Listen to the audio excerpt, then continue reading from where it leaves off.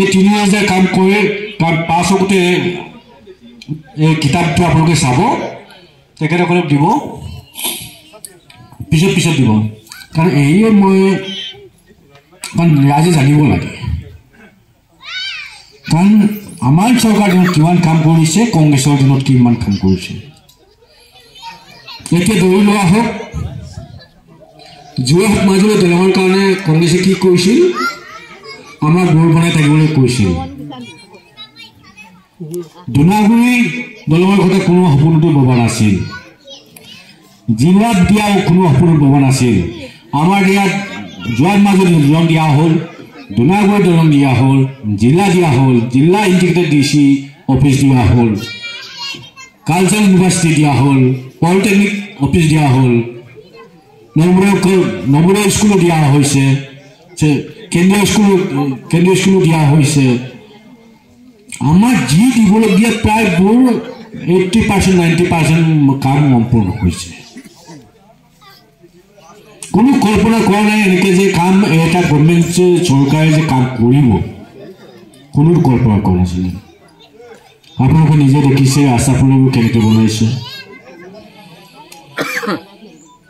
ডিব্ৰুগড়তো গৈছে নিশ্চয় আপোনালোকে ন ডিব্ৰুগড় যোৱা মানুহবোৰ নিশ্চয় গম পাইছে আগতে 2 দিন লাগিছিল এতিয়া 2 ঘণ্টা লাগে এই ধৰণে কি আমি যাব পৰা ৰাস্তাটো বনাই দিয়া হৈছে মই ভাবো এতিয়া আমি এতিয়া যিমানটো 80-90% কাম কৰিছো আমি আৰু মাজুলী কেনেকৈ আগুৱাই লৈ যাব লাগিব এইটো ৰৈ থাকিলে নহ'ব যিমান কাম হৈছে আমিতো আগুৱাই লৈ যাব লাগিব এই মই এটা টুৰিজম লাইনটো অলপমান ডেভেলপ কৰিব বিচাৰিছোঁ কাৰণ তুনি নদীটো চাফ কৰি আপোনালোকে ইয়াত তুনি নদী নপৰে চাগে এইটো গোটেইবোৰ চাফ কৰি 22,000 কোটি টকা দি চাফ কৰি এতিয়া যোৱা মাহত আমি একেবাৰে নামনিৰ পৰা নাম গাই আহি ৰাতি কমলাবাৰী এই ৰাসত পাতি তাৰপিছত 2 দিনৰ পিছত মই নিজে নাওৰে নিজে আলহী হিচাপে গৈছোঁ ডিচি এছপি চবকে লৈ ইয়াৰ পিছত এতিয়া পুৰা টুৰিজমৰ খুব বৈ গৈছে যেতিয়া পইণ্ট টুৰিজমৰ এতিয়া আপোনালোকে নিশ্চয় ফেচবুক চেচবুক দেখিছে কিমান মানুহ আহিছে